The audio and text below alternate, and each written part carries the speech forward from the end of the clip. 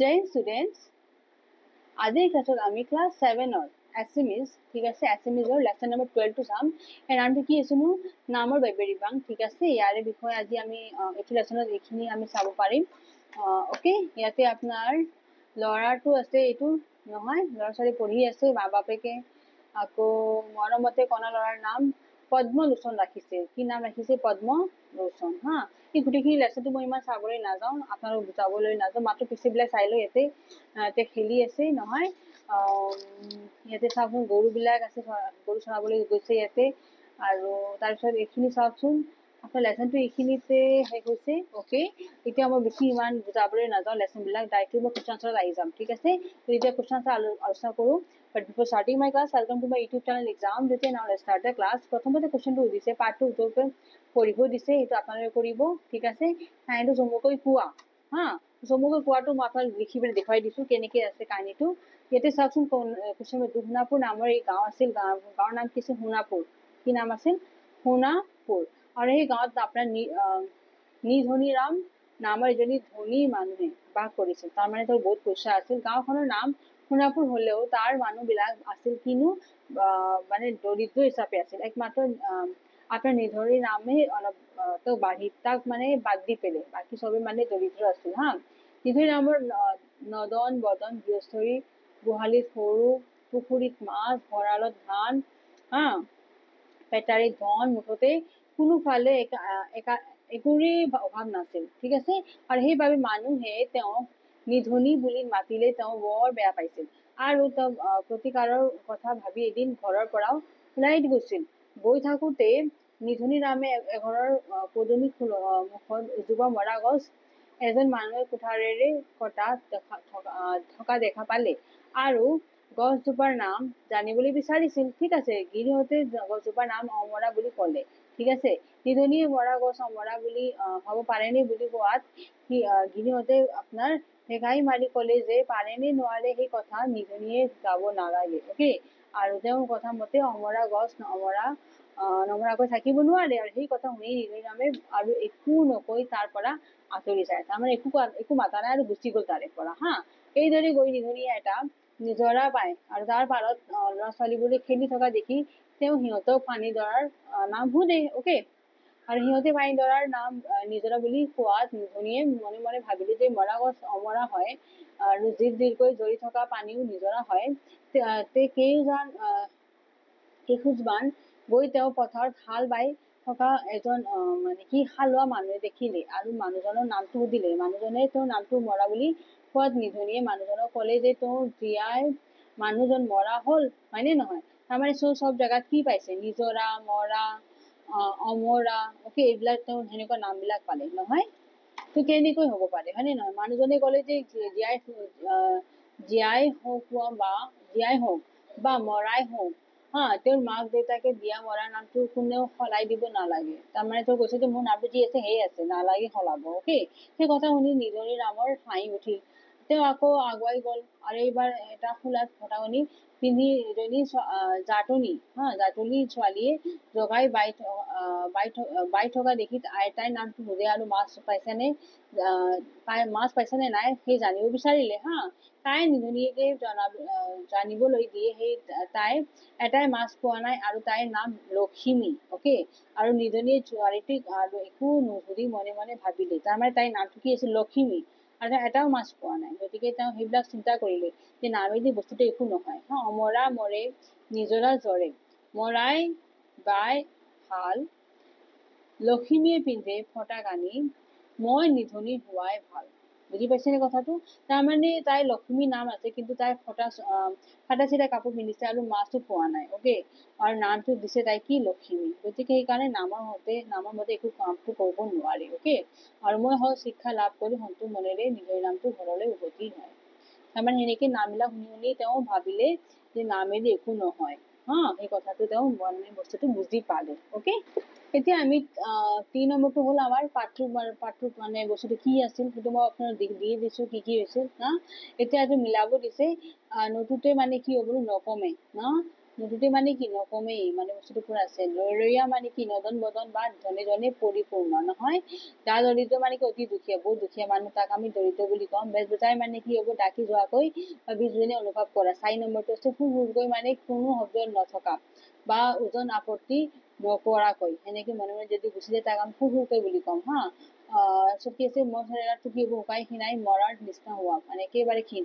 6 নম্বৰটো হ'ব শুকাইটো কি হ'ব জাকৈ বাহিৰে মানে এটা সঁজুলি হা। আৰু পেটাইটো কি হ'ব জোপা ঢাকন থকা এটা বটনেৰে তৈয়াৰ কৰা এটা কাপোৰ কানি ৰাখিব পৰা এটা যতন। অ'কে, এইটো হৈছে আপোনাৰ কিনো পেটাৰি। ঠিক আছে, এইখিনি হৈছে মিলাবৰ কাৰণে মই দিছোঁ, চাই ল'ব ধুনীয়াকৈ মিলাই ল'ব। এতিয়া 5 নম্বৰটো চাওঁ আমি, নিধনি নামৰ ঘৰ ক'ত আছিল। ঠিক আছে, ক নম্বৰটো চাওঁ এতিয়া। তো নিধনি নামৰ ঘৰ ক'ত আছিল নো? সোণাপুৰত আছিল। ঠিক আছে, ক'ত আছিল? সোণাপুৰত হা। আৰু পিছত আছে নিধনি নামৰ অভাৱী আছিল নেকি? তেওঁ কি অভাৱ দুখীয়া আছিল?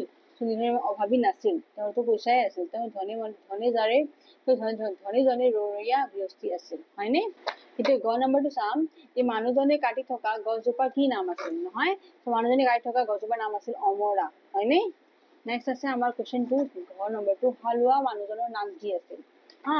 হালোৱা মানুহজনৰ নাম আছিল মৰা, হয়নে? মৰা আছিল। তাৰপিছত নেক্সট আমাৰ 6 নম্বৰটো সুধিছে, এই জোপা কি গছে পকায় হা। এইটো কথা কোনে কাকি কৈছিল হা।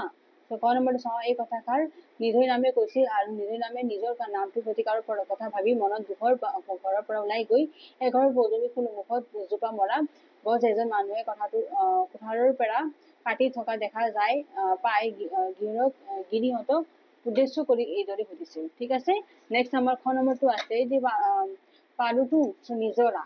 এইটো বস্তু আপোনাৰ কোনে কৈছিল? এই কথাষাৰ নিজৰাটোৰ পাৰত খেলি থকা ল'ৰা ছোৱালীবোৰে কৈছিল নহয়। আৰু ল'ৰা ছোৱালী যাকে নিধনি নামক উদ্দেশ্য কৰি কথাষাৰ কৈছিল। ঠিক আছে, নেক্সট গ নম্বৰটো আছে ক আৰু খটো গ নম্বৰটো মোৰ নাম মৰা। এইটো এই মাত্ৰ সুধিছিল, এইটো প্ৰশ্ন আছিল নহয়, হালো মানুহজনৰ নাম। তো এইটো কথা কোনে কৈছে? এইটো কথা পাই কি আপোনাৰ পথাৰত হাল বাই থকা মানুহজনে কৈছিল আৰু হালোৱা মানুহজনে নিধনি নামক এই কথাষাৰ এইদৰে কৈছিল। ঠিক আছে, এতিয়া আমাৰ নেক্সট কুৱেশ্যনটো আছে ঘ নম্বৰটো, গলু কোৱাটো কি বস্তু হা। তুমি দেখোন জীয়া না মৰা হলা কেনেকৈ না। তো ইয়াতে যে আছে ইয়াতে আনচাৰটো চাই, এই কথাখিনি আপোনাৰ কথাটো কোনে কৈছিল নো? নিধনি ৰামে কৈছিল। ঠিক আছে, আৰু তেওঁ পথাৰত যেতিয়া হাল বাই থকা মানুহজনক এইদৰে কৈছিল। এইখিনি কথা তেওঁ কাক কৈছিল? যোনে হাল মাৰি আছিল তেওঁ কৈছিল বস্তুটো। ঠিক আছে, হাল বাই আছিল। এতিয়া নেক্সট আমাৰ অংগনৰ প্ৰশ্নটো আছে ইয়াতে জগাই বাইচাহে বাইছো হা। তো এই খলিহা পুথি এটাও পোৱা নাই দেউতা, এইটো বস্তু মানে কোনে কাক কি কৈছিল হা। তো উক্ত কথাষাৰ লক্ষ্মী নামৰ কি ফটাকানি পিন্ধা জাতলি ছোৱালীজনীয়ে কৈছিল আৰু লক্ষ্মীয়ে নিধনি নামক উদ্দেশ্য কৰি পেলাই কথাটো কৈছিল। ঠিক আছে, উদ্দেশ্য এইটো এনেকে হ'ব। ঠিক আছে, নেক্সট আপোনাৰ 7 নম্বৰ প্ৰশ্নটো আছে, এই নদী নামক গাঁৱৰ মানুহে নিধনি নাম বুলি মাতিলে কিয় তাৰ গাত মানে বেজ বজাইছিল লিখা। অ'কে, চ' নিধনি নামক সোণাপুৰ গাঁৱত নিধনি ৰাম নামৰ এজন ধনী মানুহ বাস কৰিছিল। অ'কে, এই সোণাপুৰ নামৰ গাঁৱত মানে বেলেগ ধনী মানুহ নাছিলেই, নিধনি ৰাম বাদ দি পেলাই। অ'কে, তাৰ নামটো আছিল নিধনি ৰাম, গতিকে তাৰ অলপ বেয়া লাগিছিল। গাঁওখনৰ নাম সোণাপুৰ হলেও তাত নিধনি ৰামৰ বাহিৰে মানে আন মানুহবোৰ কি জাল দৰিদ্ৰ আছিল। আৰু কিন্তু নিধনি ৰামৰ গৃহস্থলী ধনে জনে নদন বদন আছিল। অ'কে, গোহালি গৰু পুখুৰীত মাছ ভঁৰালত ধান পেটাৰীত ধন। অ'কে, আৰু কোনোফালে নিধনি ৰামে অভাৱ অনুভৱ কৰিবলগীয়া হোৱা নাছিল। বুজি পাইছে কথাটো? তাৰমানে তাৰ চব বস্তুৱে আছিল হা। তথাপিও তেওঁ গাঁৱৰ মানুহে নিধনি বুলি মাতিছিল। এই নামটোৰ পৰা মতা শুনিলে তেওঁৰ গাৰ বিচা বৰে ডকাৰ দৰে বেজ বজাইছিল। তাৰ মানে কি, যিহেতু তাৰ পইচা আছে তাক চবেই নিধনি নাম বুলি যে মাতে তাৰ বেয়া লাগিছে, মোক কিয় চবে সেনেকে মাতে। কিন্তু নামত যে একো নহয় বস্তুটো, সেইটো সি লাষ্টত বস্তুটো বুজি পালে যেতিয়া বহুজনৰ মানুহ সি লগ পালে। লক্ষ্মী বুলি নাম আছিল কিন্তু কাপোৰটো চিধা আছিল। বুজি পাইছে? সেনেকে আৰু বহুত কেইটাক লগ পাইছিল। সেনেকে তাৰ এটা মানে পিছত যাই পেলাই বুদ্ধিটো আহিল যে নাই, তাৰ মানে বুদ্ধিটো ভুল, তাৰ মানে ভাবাটো ভুল হৈছে হা। 7 নম্বৰটো হৈছে 8 নম্বৰটো চাওঁ, নিধনি ৰামে শেষত ভবা যোজনা ভাটিৰ অৰ্থ লিখা। অ'কে, এতিয়া তেওঁৰ অৰ্থটো লিখিব দিছে। সোণাপুৰ গাঁৱৰ নিধনি ৰাম এগৰাকী ধনী মানুহে বাস কৰিছিল আৰু সেই গাঁওখনৰ নিধনি ৰামৰ বাহিৰে আন মানুহবোৰ দৰিদ্ৰ আছিল। আৰু কিন্তু ধনী জনে নিধনি ৰামৰ ৰৰীয়া গৃহস্থলী আছিল হা। গোহালিত গৰু, পুখুৰীত মাছ, ভঁৰাল ধান আৰু পেটাৰীত ধন আদি একোৰে অভাৱ নাছিল, চব বস্তু ভৰ্তি হৈ আছিল। তথাপি মানুহে তেওঁক নিধনী বুলি মাতিছিল। তেওঁ বৰ বেয়া পাইছিল আৰু এদিন এই বিষয়ে প্ৰতিকাৰৰ পৰা কথা ভাবি তেওঁ মনৰ দুখ ঘৰৰ পৰা ওলাই যায়। অকে, আৰু গৈ গৈ নিধনীয়ে এঘৰৰ পদূলি মুখত এজন মানুহে এজোপা মৰা গছ কৈ থকা দেখা পায় আৰু গছজোপাৰ নাম জানিব বিচাৰে। তেতিয়া গৃহস্থলৈ গছজোপাৰ নাম অমৰা বুলি কোৱাত নিধনীয়ে এই নামটোৰ লগত মৰা গছজোপাৰ সামঞ্জস্য বিচাৰি নাপালে। তাৰমানে নামটো জীয়াই আছে আৰু নামটো হ'ল অমৰা। অকে, অমৰা গছডাল। সেনেকে সি ভাবিলে যে এইটো কি বস্তু, হয়নে? তাৰপিছত অলপ দূৰ গৈ পেলাই যেতিয়া অলপ দূৰ আকৌ সি গ'লে তেতিয়া সি কি পালে, এই নিজৰাৰ পাৰত এজাক ল'ৰা ছোৱালীয়ে খেলি থকা দেখা পায় আৰু সিহঁতে সেই পানীডৰাৰ নামটো সুধিলে। তেতিয়া সিহঁতে কি ক'লেনো, পানীডৰাৰ নামটো হ'ল নিজৰা। গতিকে সেই বুলি কোৱাত নিধনী নামেৰে নামটোৰ লগত জিৰকৈ জড়ি থকা নিজৰাৰ একো সামঞ্জস্য বিচাৰি নাপালে। আৰু এইবাৰ গৈ নিধনী নামে পথাৰত হালোৱা মানুহ এজনক দেখা পালে। সি মানে তেওঁৰ নামটো জানিব বিচাৰিলে। তেওঁৰ নামটো মৰা বুলি কোৱাত নিধনী নামে আচৰিত হয়, কাৰণ জীয়া মানুহৰ নাম কেনেকৈ মৰা হ'ব পাৰে, হয়নে? কিদৰে হ'ব পাৰে, সেইখিনি বস্তু চালেহি। এইবাৰ তেওঁ এটা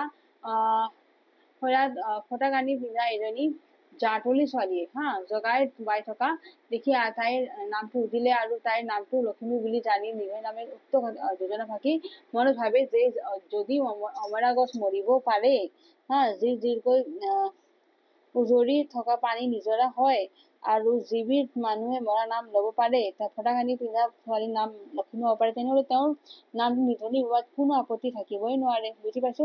লাষ্টত সেই বস্তুটো সি বুজি পালে যে তাৰ ধাৰণাটো ভুল আছিল, হয়নে? নেক্সট আমাৰ 9 নম্বৰটো চাওঁতে মিলাব দিছে। গোহালিত কি থাকিনো, গৰু থাকে 1 নম্বৰ, পুখুৰীটোত মাছ থাকিব 2 নম্বৰ, ভঁৰালত ধান থাকিব 3 নম্বৰ, বাৰীত কি থাকিব, তামোল পাণ থাকিব 4 নম্বৰ, শাকনিত শাক থাকিব 5 নম্বৰ, চালত কি থাকিব, কোমোৰা থাকিব 6 নম্বৰ, ফুলনিত ফুল থাকিব 7 নম্বৰ। ঠিক আছে, এনেকে বস্তুটো মিলাই দিব এতিয়া 9 নম্বৰটো 10 নম্বৰটো ছবিটো চাইছে নে? এইটো বস্তু এইটো আপোনাৰ কাহিনীৰ ৰূপত অলপ আনিব দিছে। চ' এইখিনি বস্তু মই দি দিছো, আপোনালোকক ধুনীয়াকে লিখি ল'ব ইয়াৰে পৰা। ওপৰৰ ছবিখন এখন ধুনীয়া গাঁৱৰ চিত্ৰ মানে ফুটি উঠিছে আৰু গাঁওখন ধুনীয়া ধুনীয়া গছ বিৰিখ আছে, তামোল নাৰিকলৰ গছ ফল মূল মানে ভৰ্তি হৈ আছে লাগি আছে। এনেকে আকৌ ইয়াতে এজনী ছোৱালীটো গৰুৰ লগত আছে না। গাঁওখনৰ চোপাও ধুনীয়া ধুনীয়া চৰণীয়া পথাৰ আৰু ধাৰণি পথাৰ আছে আৰু এই পথাৰবোৰ গৰু ছাগলী আদি চলি ঘূৰি আছে এজন মানুহে পথাৰত হাল বাই আছে। এইটো চাওকচোন, এইটো হাল বাই আছে। তাৰপিছত গাঁৱৰ গৰাকীয়ে কাষত কলহ লৈ নৈৰ ঘাটলৈ পানী আনিবলৈ গৈ আছে। এইটো বস্তু ঠিকে আছে। এইখিনি হ'ল ছবিটো চাই পেলাই কাহিনী লিখিব পাৰিছে। তাৰপিছত এতিয়া নেক্সটটো চাওঁ আমি। এতিয়া আমি 11 নম্বৰটো চাম। ইয়াতে ভাষা অধ্যয়নটো আছে আপোনাৰ, যেনে ককা আইতা হয়নে? চেম ভাই ভনী হ'ব, আই বোপাই হ'ব, পেহা পেহী হ'ব, জী জোঁৱাই হ'ব, শাহু শহুৰ হ'ব আৰু তাৱৈ আওমৈ হ'ব। ঠিক আছে, এইটো বস্তু একচুৱেলি মিলাব দিছিল। এইখিনি বস্তু ইয়াতে লিখিব আৰু এইখিনি বস্তু আপোনালোকে ইয়াতে লিখিব। মই ইয়াতে লিখি দিছো, হ'ব, একো নহয়। ঠিক আছে, আপোনালোকে এইখিনি বস্তু ইয়াতে লিখিব আৰু মোৰ দিয়াখিনি এইখিনি জেগাত লিখিব। অকে, নেক্সট চাবচোন। আপোনালোকৰ অৰ্থ লিখিব দিছে। ভাল বেয়া, জীয়া মৰা, নিধনী ধনী, বহল সৰু, নালাগে লাগে, নুটুটে নুটুটে, নোৱাৰে পাৰে, নেমাতিলে মাতিলে। ঠিক আছে, এইটো হ'ল বিপৰীত শব্দ। 11, 12 আমাৰ দিয়া হ'ল। নেক্সট এইবিলাক জানো চাই আহা। যেনেকে বিচাই কি কৰি ডাকে নহয়, তাৰপিছত সাপে কি কৰে, ফুটে নাইবা ডংখে, তাৰে পিছত হালটো বয়, টানে, জোৰে, সামৰে, মেলে আৰু চকুটো কি হ'ব, লগা বা ফুৰা হ'ব। ঠিক আছে, এতিয়া বাক্য ৰচনা কৰিব দিছে। 13 নম্বৰটো চাওঁ। গা বেজ বুজাই যা বা ডাল দৰিদ্ৰ বা আপোনাৰ ভেগাই মাৰ গা নোচোৱাই ফোৰ। এতিয়া আমি এইটো চাওঁ চ' প্ৰথমতে আমাৰ গা বেজুৱাই যোৱাটো আমি চাওঁ। এতিয়া বাক্য ৰচনা কৰাটো। বাটত দুৰ্ঘটনাটো দেখি মানুহজনৰ গা বেজুৱাই গ'ল। ঠিক আছে, ডাল দৰিদ্ৰ, নিধনী নামৰ বাহিৰে সোণাপুৰ গাঁৱৰ অইন মানুহবোৰ ডাল দৰিদ্ৰ আছিল নহয়। ভেকাই মাৰটো কি হ'ব, ল'ৰাজনে যিহকে পায় তাকে বৰশী থাকোতে মানুহজনে তাক ভেকাই পাৰি মাৰি উঠিল গা নোচোৱাই ফুৰ মানে হকে বিহকে ইদৰে গা নোচোৱাই ফুৰাটো ভাল কথা নহয় নেক্সট চাবচোন আপোনালোকে। এইখিনি ইয়াতে আছে। জ্ঞান যোগ দীৰ্ঘই কি হ'ব, জ্ঞানী হ'ব। দান যোগ দীৰ্ঘই, এইটো এটা প্ৰত্যয় আছে, দীৰ্ঘই প্ৰত্যয় কি হৈ যাব, দানী হৈ যাব। দান যোগ দীৰ্ঘই মাত্ৰা দানী। গুণ যোগ দীৰ্ঘই গুণী। মান যোগ দীৰ্ঘই মানি। সুখ যোগ দীৰ্ঘই সুখী আৰু দুখ যোগ দীৰ্ঘই দুখী।